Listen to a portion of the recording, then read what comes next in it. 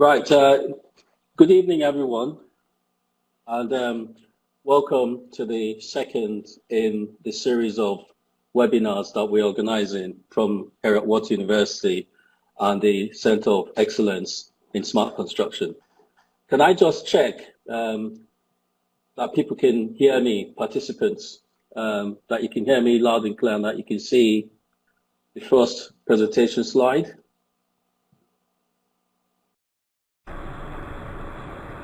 Yes, clear. Thank you. Okay, so I'd like to advise you that this recording will be recorded and be made publicly available. During the webinar, please feel free to post your questions in the question and answer chat area, and we'll endeavor to answer them towards the end of the presentation. Right, I'm pleased to advise you that we've got 4 distinguished guests who will be on the panel for this evening's webinar. We've got Ibrahima Gay, who is the Corporate Director of Maintenance and Facility Management, Abu Dhabi National Hotels. We've got Andrea Despoin, who is Director, FM Soft Services, EMA Facilities Management, LLC. David Carey, Facilities Management Consultant and PhD student at Heriot-Watt University, and Subramanian Mukaya, Director, FM Soft Services, EMA Facilities Management. So this is the order of the webinar program that we'll be having this evening. I will start off with a very short introduction about the center, and once again, I'd like to welcome everyone to the second of our webinar series. And then I'll hand over to Ibrahima Gay, who will talk about the format for the evening. There will be a presentation, an open discussion with panel. And as I said, feel free to type in your questions and answers as this webinar progresses. And there'll be closing remarks from Ibrahima. Yeah. So, just a few words about the Center of Excellence in Smart Construction. The Center of Excellence in Smart Construction has been set up to provide engagement between government, industry, and academia. It's actually based in Dubai, Heriot-Watt University, but we actually facilitate expertise across the globe. We've got campuses in Malaysia, Dubai, and the UK, and it's global expertise that we have, and we tap into that expertise. This has actually been set up to make a step change in the way the construction sector actually adopts digital technologies, with a focus on 3 main themes: productivity and performance, sustainability, health, safety, and well-being. We do run a range of programs that are industry specific. We have a range of projects, and we do look very much forward to engaging with a range of industry partners as we move forward in this journey. We've already got 4 partners on board, and we are definitely looking forward to engaging with more like-minded partners. So with that basic introduction, I'll now hand over to Ibrahima, who will now lead the rest of the webinar. Thank you, and have a good evening. Thank you. Thank you, Dr. Vendo, for this intro. Hello, everyone, and welcome. My name is Ibrahima Gay, Corporate Director of Maintenance and FM at Abu Dhabi National Hotels. And I will be the moderator of this webinar.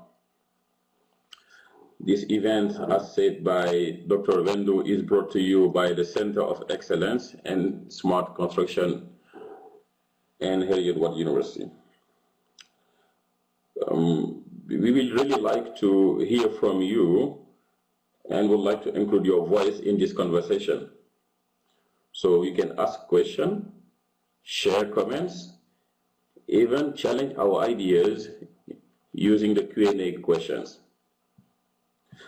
We also have a few poll questions that we will run at the end of the sessions, and our panelists will be pleased to answer your questions.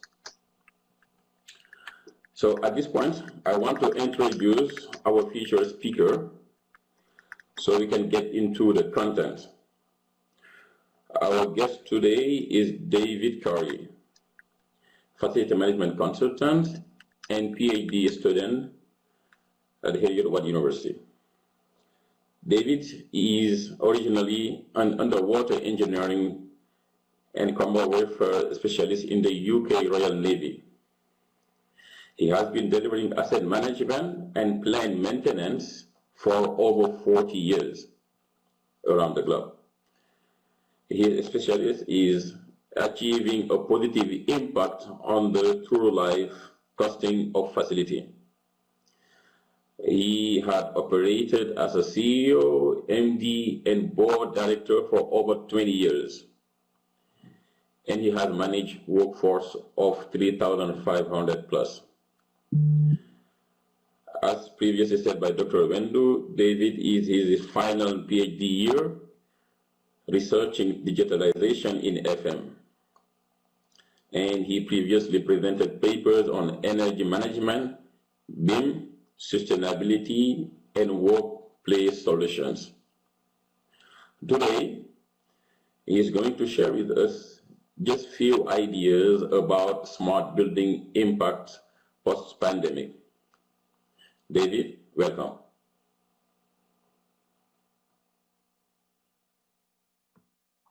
Thank you very much, Ibrahima. The purpose of the evening's events, while we just load up a separate slide, is to cover off a theme of presentations which the Centre of Excellence has launched, this being number 2 in the series. And what you'll have coming up on your screens in a couple of seconds will be the principle that within smart construction, we're going to look tonight at a particular topic, which is, as was described, how smart building technologies can help in post-lockdown facilities management. That's the outline description. In fact, the theme of what's being carried through by the CESC is focused in particular on productivity and performance. That's what we're hoping to be able to concentrate the panel discussions around. So my aim is to speak for about the next 15-20 minutes, to set it up, and then to have various topics that I'll raise within the presentation to give you food for thought. And exactly as my colleagues have said, please do use the Q&A boxes to send in your questions so the team can then line them up and then lob them back at the panelists during the Q&A session. So my section here, I'll give you an introduction. Then the first part will address smart building technology itself. And the second part, more akin, how does that smart building technology relate in post-lockdown FM? For part 3, what I've tried to do is just to put 10 bullet point thoughts together, which summarizes a whole variety of different webinars and sessions and things that I've had the privilege of being involved in the last 5 months, so that it gives you food for thought. And as we discussed earlier, there are 3 particular markets which we're aiming to reach to with the Centre of Excellence. The first part is the facility manager, whoever he or she is, somewhere spread out as we can achieve by global reach within this platform. And we're hoping that there will be several people from different Heriot-Watt university campuses in Malaysia and in Scotland. Within that tranche, there are people who are facing hardship in particular in their industries. Either they are on reduced pay or they've got a loss of job. And so part of this is to be able to convince people that there is and there will be a fascinating future with facilities management in modern buildings and in the post-COVID recovery phase. So for those of you who are more specialist in the construction sector or the project management world, there is opportunity always of expanding within facilities management. And that's the basis of those top 10 tips. Second fastest expanding industrial sector globally for the last 50 years after ICT. The statue, based at Heriot-Watt's home campus in Edinburgh, gives a background shot for what is the first part for smart building technology. So let's talk about what smart actually means. And what I'm in particular going to refer to at first, following academic formatting for references, is that SMART was something which is an abbreviation, and in fact it's an initialization, and there's always good academic discussion between what is an abbreviation and acronym. Facilities management is chockers, full of different short versions of complicated phrases, and I'll explain some of these shortly. The principle that Drucker introduced in 1954 and that Duran then expanded upon is what gets measured gets done. So there is an applicability, there is a crossover between this definition, because this SMART came from specific and measurable, assignable, realistic and time-bound events, from which they produced an acronym of SMART. So now you've got your head around it, let's see if there are two other issues where it may be cause for potential confusion. The first one in terms of FM terms, and you can play buzzword bingo for those of you who are used to the principle. Hard FM is the technical side of facilities management. It is not, as many people believe, heavy metal listening on a radio station of frequency modulated source, nor indeed is soft FM easy listening jazz. But there are confusion of people who don't work in such a specialist niche part of the sector as facilities management. So what we've got to be very clear about is the definitions and the abbreviations and the glossaries in every document that we use. So what does it mean by a smart building? Nothing to do specifically with SMART as the acronym above, but that's one that the MBA bound people would have seen and recognized and would use time and again. A smart building for us is something which is based upon technology. And so the key definition I would suggest to you that a smart building would relate is any structure that has these automated processes, and it's the automatic control of building operations and key systems. The key systems being anything to do with the movement of air, the maintenance processes, and here we're coming up with the first of two of these abbreviations and initializations. So the planned preventive maintenance, not parts per million for the healthcare people, and FFE is furniture, fittings and equipment. So anything to do with those, or the cleaning of the outside of the building and the security, these all used to be standalone systems. As we've migrated from the ability to switch a light off and on, as opposed to light a kerosene lamp 100 years ago, the advent of electricity, particularly extremely low voltage with the control circuitry, is that we've gone from having a timer on that lighting circuit that will switch off at 7 o'clock when an office is fully vacated and the cleaners have gone home. Now we can have an infrared sensor which is linked to the occupancy so that the lights will only come on above the emergency lighting level if somebody is still using that office. The same with corridors and washrooms. You'll have seen these in the last 15, 20 years. So they're not new. The clever bit, the smart bit, is when we can then take this and it generates data. So we're then predicting on a given day, for example, not at a weekend day, not on a public holiday, because it's programmed in to a scheduler which automatically controls and forecasts and predicts when we're going to need this temperature and this building. So half an hour before your offices restart, the air conditioner will come on. Not at the same time every morning. It's tied into the weather system. It relates to the local humidity. It relates to the temperature. So all of these things where we're starting to use smart technology. So it also has to have a server-based ICT system to manage not only the activities and the actions, but also the data, the staggeringly high volume of data that these generate. This leads on to data security, about knowledge of what's going on in the building. The benefits of this, and this is where I get a little bit passionate about it, is if the facilities manager is introduced right at the pre-design stage, then so many aspects of a building can be enhanced for the users who are in BIM cycles. We're looking at BIM to level 5 and 6 and even 7, is where it's not just looking at space, but how we use a building. So in particular, what we're looking at here is when you're trying to do the budget for the development, you should have FM knowledge put in there.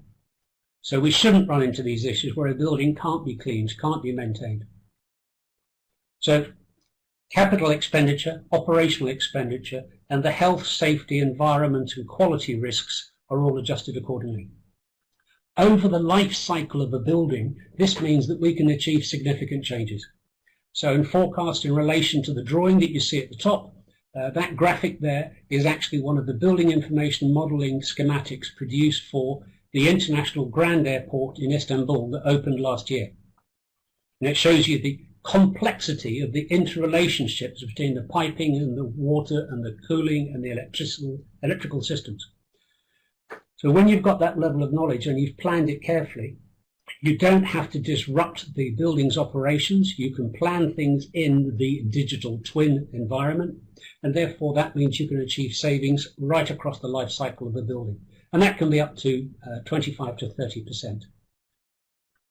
In terms of the challenges that are faced, we've got to get the C-suite, as one would normally describe them, the owners of the building, the chief executives, the financiers, and the procurement kings.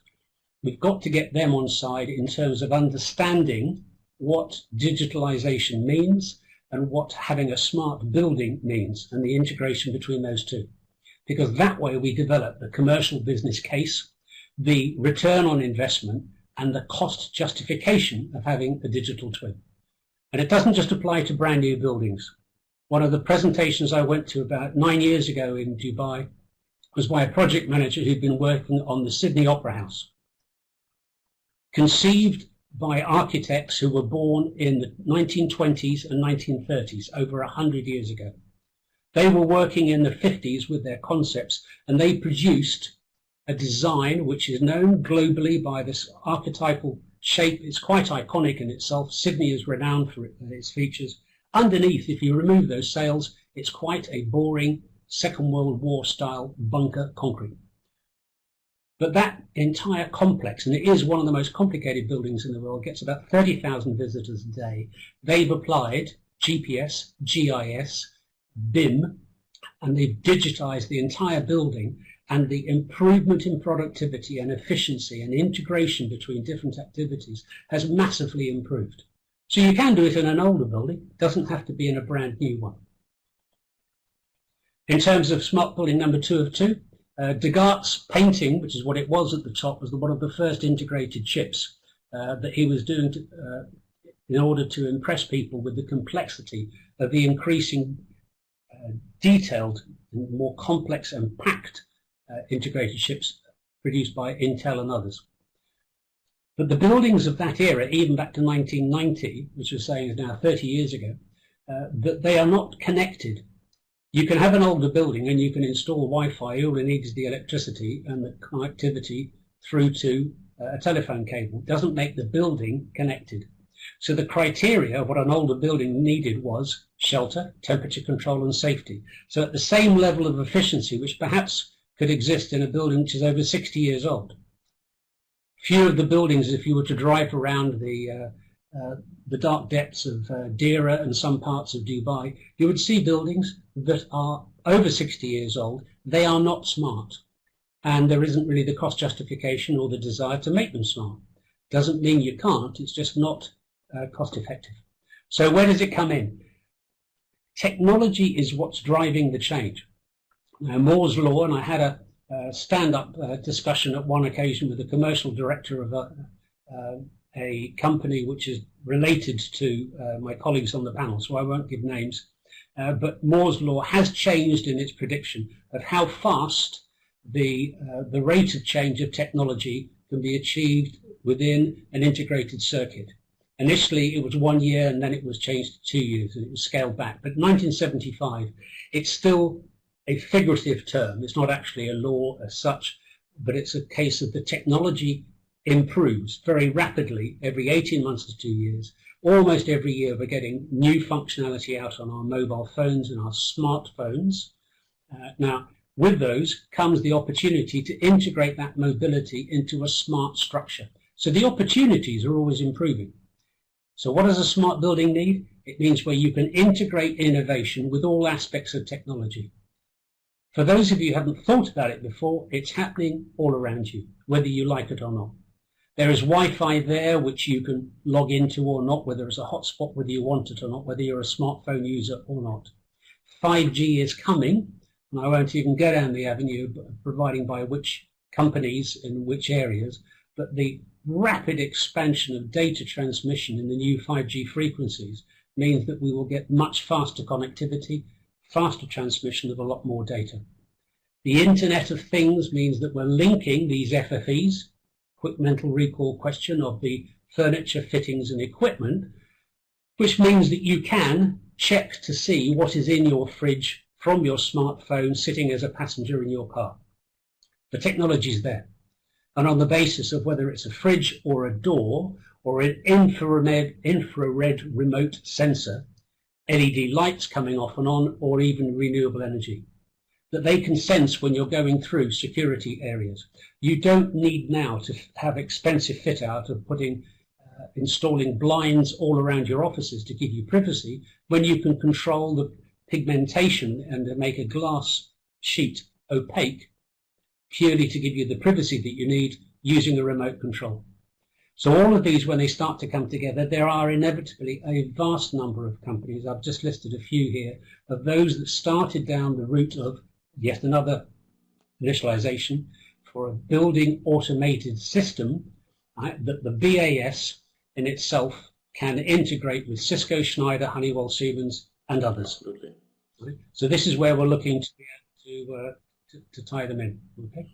Now, in relation to the use of smart, of FM and BAS, this is where we want to have savings in utility bills and everything from making a building last longer, so it's not just 50 years, but it's more of 100 years, and critically, what was originally looked at improving the workspace efficiency, now we've got to redesign many of our shared workspace areas because we've got to apply the COVID rules as and when people go back into these offices. And one significant feature when it comes to the justification is that 80% of the life cycle cost of a typical high-rise building in particular, or a large campus, is in the operations and maintenance phase. 80%. So when you think about the pre-development and the designs and the architects and the construction, all of that's really nice, but that barely tips 20%. In fact, it's usually about 14.5% to 17% of the total life cycle costs. So if those life cycle costs can be kept low by using smart building and technology, here you're now provided with the opportunity. How do we achieve it? Well, in terms of post-lockdown FM, here's the impact. Hygiene and sterilization, number one priority is that these offices have to be able to be reused by people that haven't been there for many months. So they've got to be brought back up to a level of sterilization. Being a smart building, there's a whole variety of ways that we can now apply technology without increasing or decreasing the number of people. It's an additional role. So perhaps what we want to have is infrared sensors that gather information on the number of people waiting in a lobby. Is it exceeding the social distancing criteria for that particular day, for that particular building, in that particular city? Transit areas, corridors. Typically 30% of any floor plan was given up to circulation and to common areas. Maybe that's got to be changed now. In terms of entry and exit checks, that as you approach a building, we'd use near-field communications, the NFC, to ensure that the door will open as you approach. And as you come into a lobby, you swipe through, you check for security through a scanner, perhaps. But as you approach the turnstiles, you're already programming which lift is going to be available to take you to your floor. We need to do this more cleverly because the lifts can't take 10 or 12 people to reach their 1,200 kilogram limit. Now it's going to be only 3 or 4. So if you exceed that limit, we're going to bring the threshold down so that a lift can't take more than 4 or 5 people and maintain social distancing at the same time. The filters need to be cleaned. All of that can be linked by Smart FM. So we intensify our cleaning regime. Working from home routine, the WFHR, is the latest buzzword of the last 6 months, is that we've got to train the workforce how they can adapt their previous memorized routines into working in a new office. We need to have a reaction team. in case there's a breakout or a spillage or something's identified, somebody has collapsed. Not any point of having just a first aid marshal if somebody's cut themselves. We need to find what are the symptoms of the next stage where somebody is overcome by the criteria and the symptoms of COVID. Business continuity planning, disaster recovery planning, two more abbreviations and initialization to throw in there. We can have black lights that will identify where there are germs and infections in washrooms. You can read the temperatures of people with handheld or fixed cameras. You'll have seen these on the news. Ultraviolet lights is the best way that's been determined to go through an aircraft or a railway carriage and to sterilize the virus by exposing it to an intensity of ultraviolet light that will kill it within seconds. So maybe that's the different machine that we need, involving sectorization of buildings and tracked by GPS or GIS within a building as to how effective and safe a floor is before people go in. Risk mitigation. Yep, we need to integrate innovation and change with new technology types, and we can do better space management planning. Using these cameras, we can screen those people that are coming into the premises, and then track and trace, we know who they are. But don't assume that just because somebody is a work colleague that they are safe.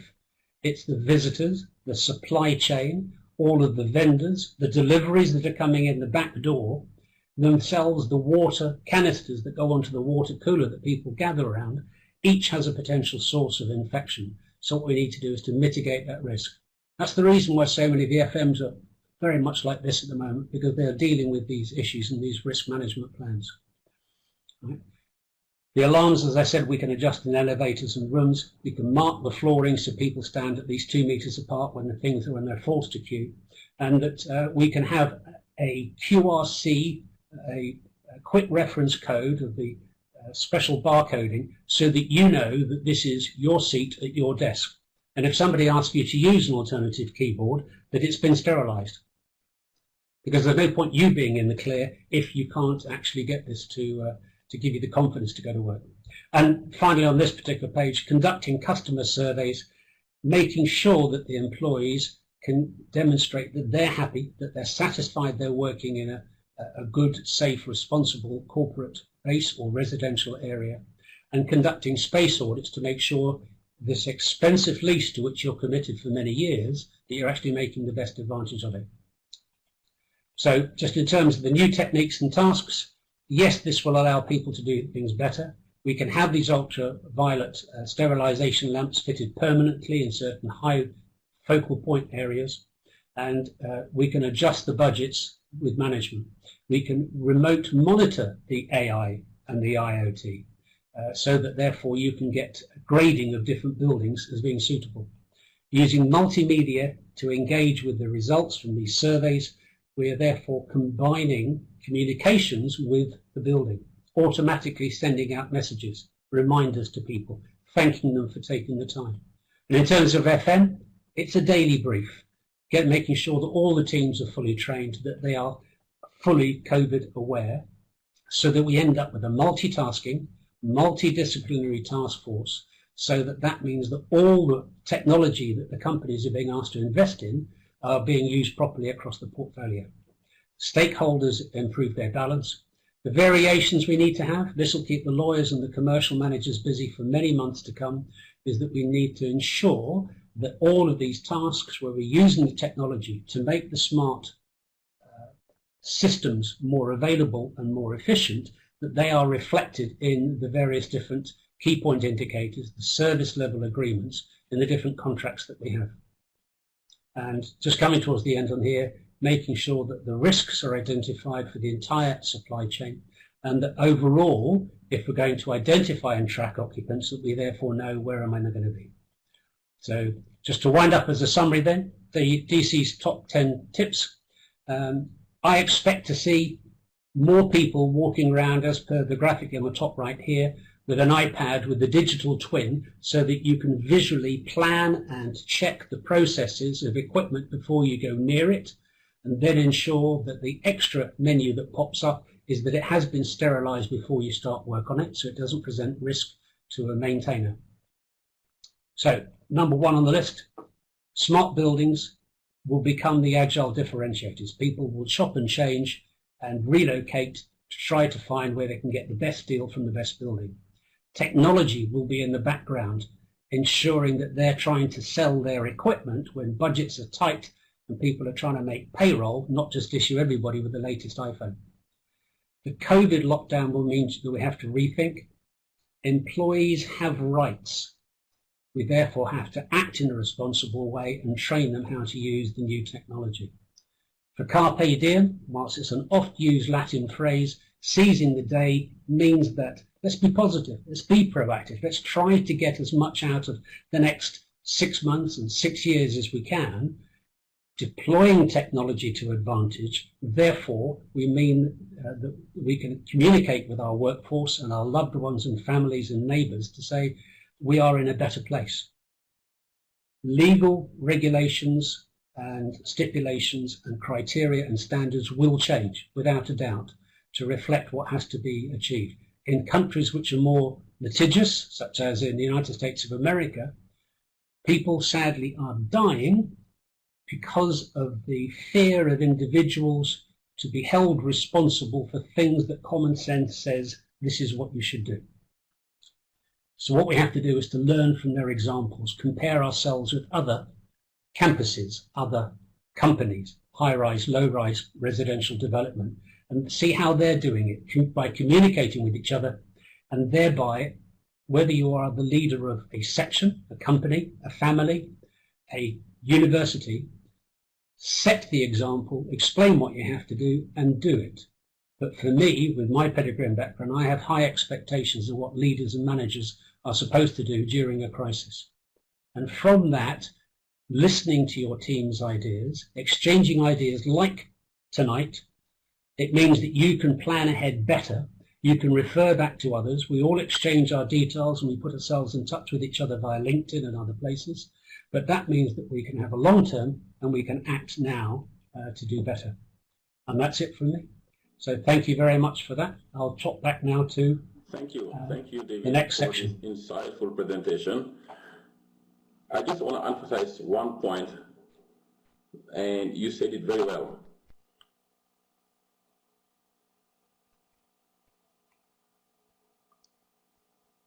Hello?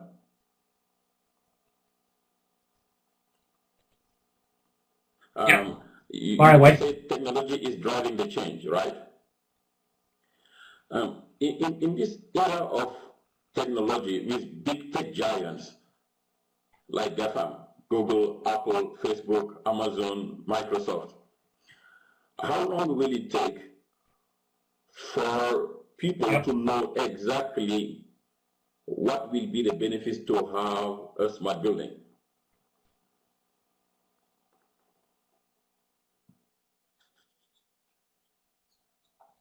Well, how they can integrate? Well, so much of it is by word of mouth, events such as this. My normal day-to-day phone I use is a Korean brand, without giving products by name, and I've got an application on here that will detect sound levels in a building. I can read the light level on a desk, and a whole variety of other applications that I had no concept that I could do without a specialist, expensive piece of kit 5 years ago. I can measure an infrared signal, and so therefore I don't need something with thousands of US. So what I would foresee personally is that the introduction of some form of black light, UV light, so that you can use this as a disinfectant spray around the exterior of you, or you can actually look at your hand to see where you are carrying contamination. That's the sort of way that there will be far cleverer people than me who are sitting there in those telecoms companies, as you say. They have to find a differentiator. And therefore, what they will want to do is to find the means by which they can achieve a leap forward and set themselves apart. We just take it for granted now that we have cameras in our phones. But when we first saw it, for those of us a certain age, I carry one device instead of 5, and I'm a happy man because of it. Again, Andrea, talking about sanitizations in the buildings. We've seen a lot of sanitization tunnels in Dubai recently. What will be the impact of having a sanitization tunnel inside the building, in your opinion? Yes, first of all, we don't have a sanitation tunnel in our facility, and it is not really related to a smart building, to this topic. It is related to disinfection. Yes, of course we need to do this, but there are much more advanced technology available to do so, and there is a pro and con in regards to the sanitation tunnel. We don't see it as a necessary if you have done all the measures inside the building and with the people and education and other smart technology available. So inside the building I see a risk if you do it with a tunnel because of the pollution which you are producing there. So outside the building, okay, but I would never do it inside the building. Inside the building to do sanitation, but not as a tunnel. Okay. If this answers your question. Thank you. Subramanian, are you with me? All right. Yes. With regard to still smart Good evening. do we have any cause for optimism for the future?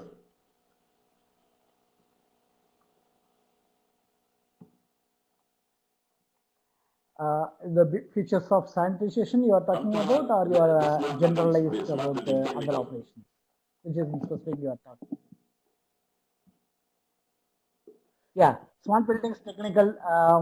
The recent changes, what we are mainly focusing on the air volumes and air intakes from the fresh air to flush the more system, and we are programming in such a way to induce more fresh air into the building so that the occupants air cycles will be more.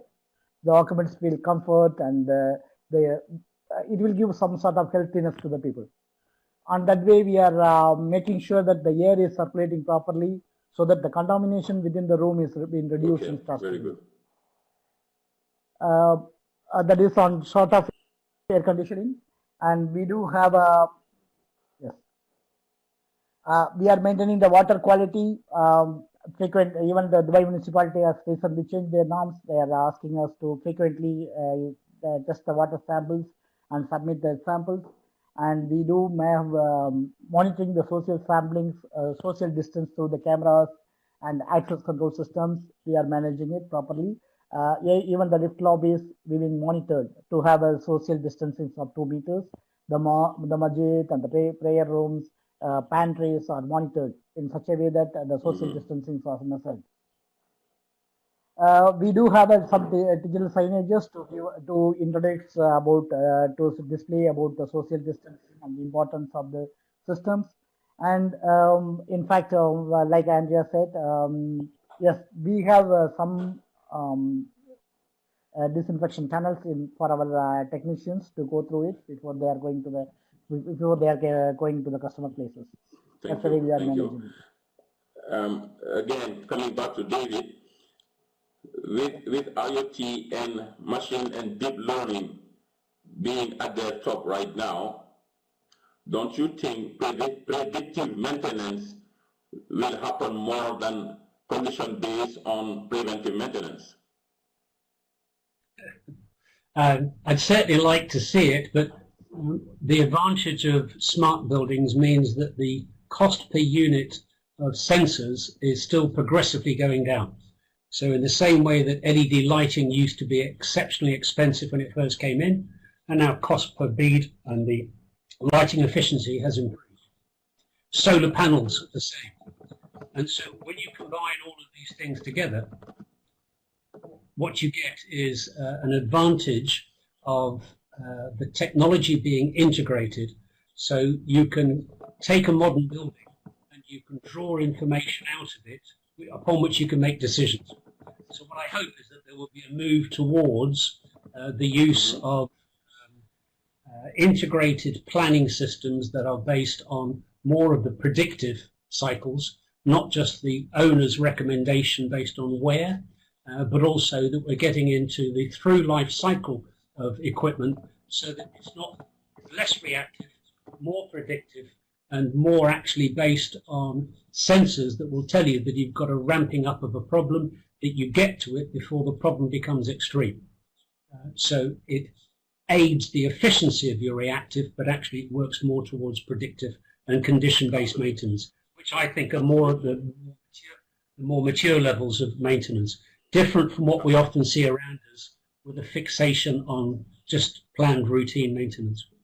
Preventive maintenance, absolutely. And I think one of the most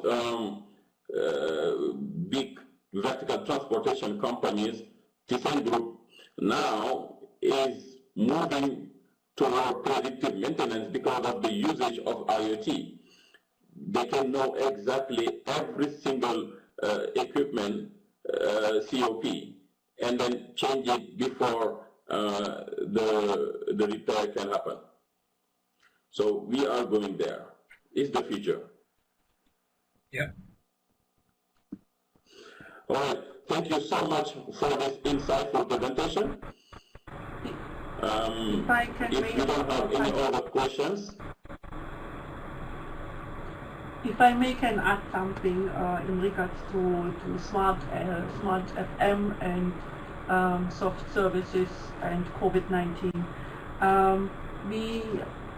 We have implemented a lot of smart technology within the soft FM in our organization, and a few of them is, for example, the smartwatch, which is showing us the movement of our employees, our staff, where they are going, our cleaner, for example. So we have, it's not to have a control what they are doing, it's really a control where they are. And specific now during this COVID-19 pandemic, very important to know for the safety where they are, and also we can see by this have they disinfected every area which we are needed to go. And we have implemented the smart washroom 2 years ago, which is showing us the occupancy, the real occupancy of the washroom, the air conditioning, the ventilation, the humidity, even if there's any, for example, any water leakage, for example. And the dispenser value is, do we have enough toilet paper, do we have enough soap in this? And you know, if you have washrooms which are occupied up to 60,000 customers per day, this is quite a big number where you really need to know those information, because I cannot have a staff in every washroom when you have 90 washrooms, for example. So just to reduce this cost and have a staff only there when it's needed, we manage this with the smart washroom, where we have the real information, just as I said, even remote. Even if I'm out of the country, I can see which washroom is occupied on which time. And this is helping you really a lot in in deploying the staff and reduce costs.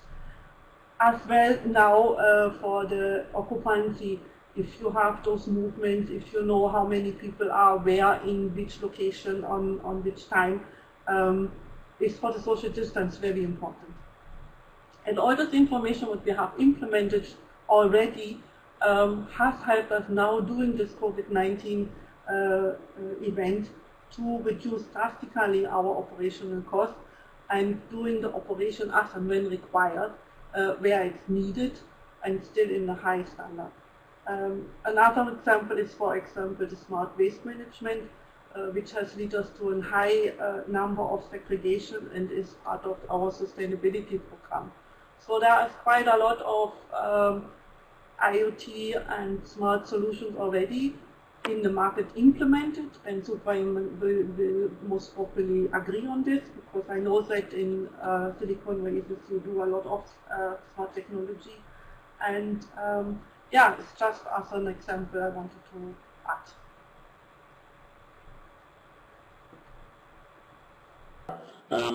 We have a question from Roger. David, this is for you. And he's asking about the power consumptions regarding smart building. Have there been studies on the total life cycle of a smart building, or do they really need to perform as predicted?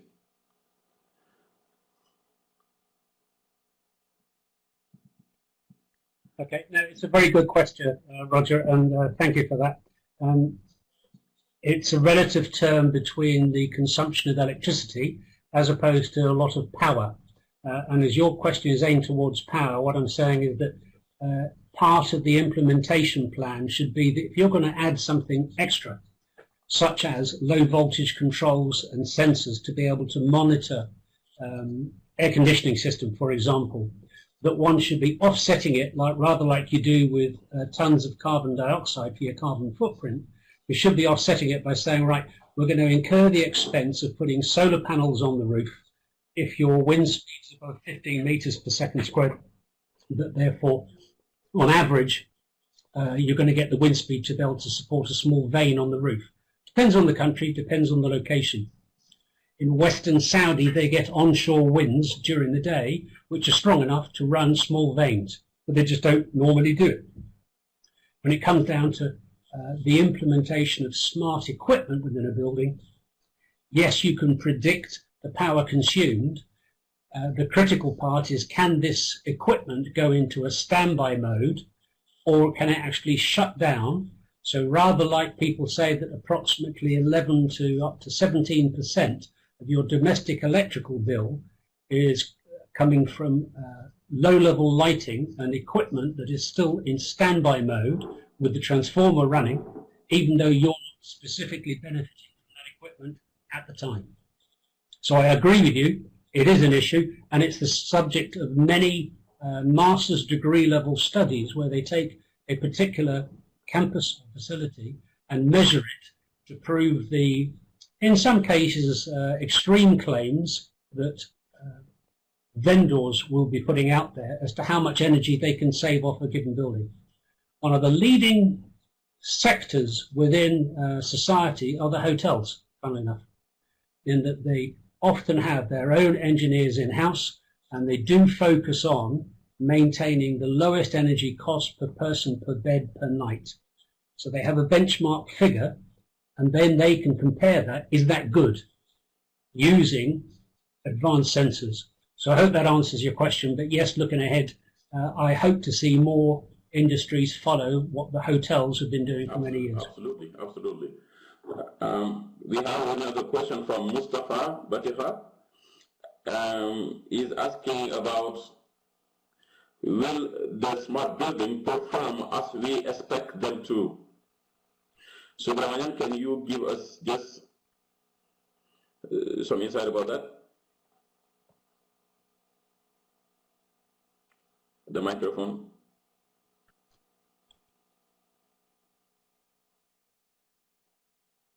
What we did in Dubai Silicon Oasis is we had different building systems, and you know, the building management system, which is the backbone of the system, which is recently introduced. I mean, many years back, the buildings, the old buildings, we don't have the BMS. What we did, we converted the old buildings by putting the smart systems and converted into the smart buildings. Even now we are building our Dubai Digital Park has been built with complete smart technologies, and we are one of the smart cities which is coming up Dubai. It is already come up, the construction is already completed and it is in operation now. What we did, that was the new technologies and new systems are in place. The old buildings, we enabled a lot of controllers and we connected into, we converted them into smart buildings.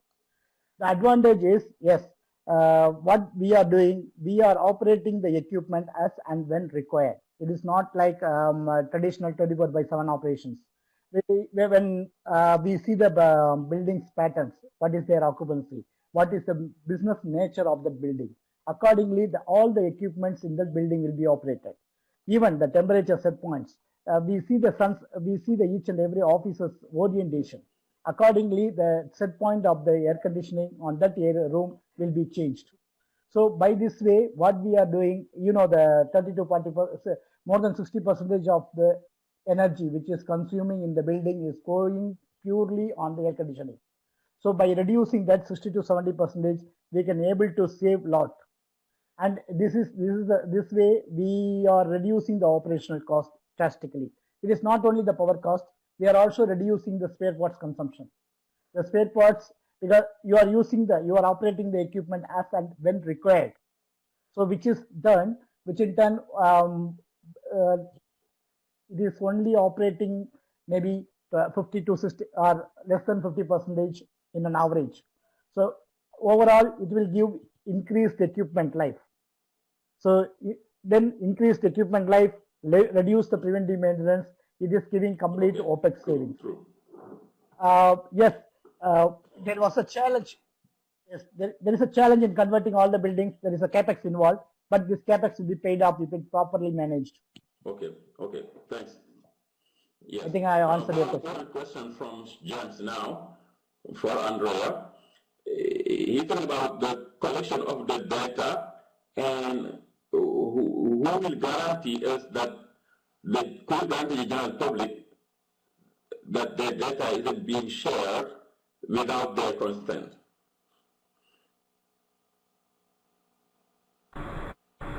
So yeah, it's a very good question. I hope you can hear me now. Okay. First of all, data, public data should not be shared at all. These are data they are not data from persons. These are really data from facility management related, so really operation related, and they are only within our organization and specific within our department. So they are not going to be spread outside the organization at all. We have to follow the guidance on this. Secondly, these are, as I said, not personal data. These are data, for example, how many people are going on which time where, or what has been consumed, or how often I have maintained a specific asset, or what is the movement around, or where my equipment has been moved. Did I, for example, the cleaning robot, did it went to all the areas as it should go? So these are the data I can collect and I can work with. And this is a very important part also. Collecting data is one thing, but you have to analyze them and you have to use them. So you can have a very smart building. If you don't know what to do with the data, it doesn't help you at all. So then you have just a bulk of information, and without really using them and take the advantage of the information. So the data are in our CAP system, so it's all connected to our CAP system, and this is where we're getting the information from. I hope this is the answer. I think we're having a problem with your microphone, Andrea. Okay, back to normal. Back. Okay. So I hope this is the answer. Is there? I mean, that's a very important topic, I must say, because I mean, when you go to the hotel, for example, they have so many data over there, and people should feel protected. So this is a very important topic, and maybe we can try to discuss about it later. Next question will be from Karima for David.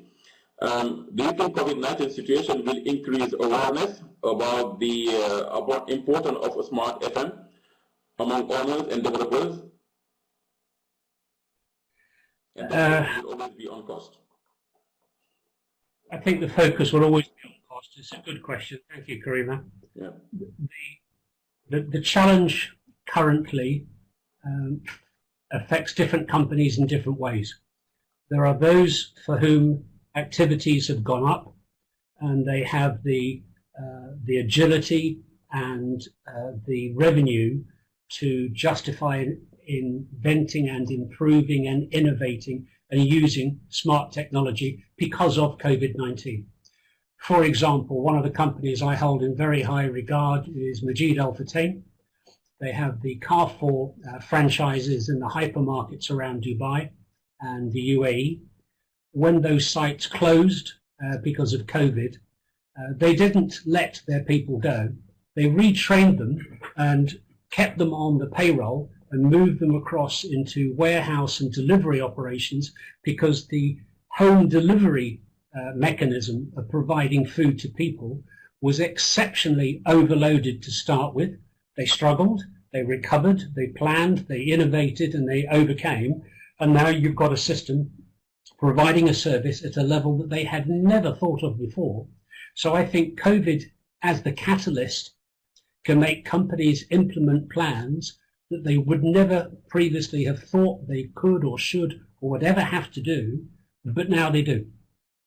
And the critical part is going to be the thing that only technology can provide. Without the internet, without broadband, that we could conduct events such as this, we would not be able to connect and to communicate as well.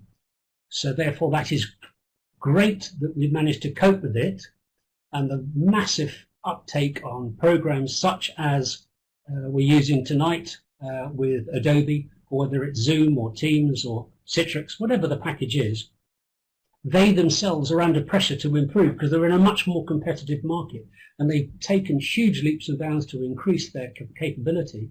But can they relate that to the usability in an office, to people working from home? And I think that's coming. So that in the short space of time, while the primary focus is on people's wellness and health, the technology is responding accordingly, driven by the catalyst of COVID, and I think we'll be in a far more dynamic, versatile workplace in a year's time. I hope that answers your question.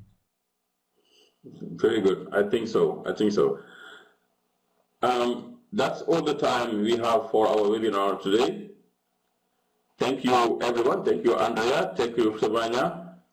And thank you, David, for this insightful presentation and discussions. Please look for our follow-up email that will alert you for the on-demand status. I think we can wrap up the webinar today. Anyone to add something? No, thank you very much for having us. Thank you. Thank you. What a pleasure. Thank you. Thank you. Bye-bye. Bye. Thank you very much. Bye-bye.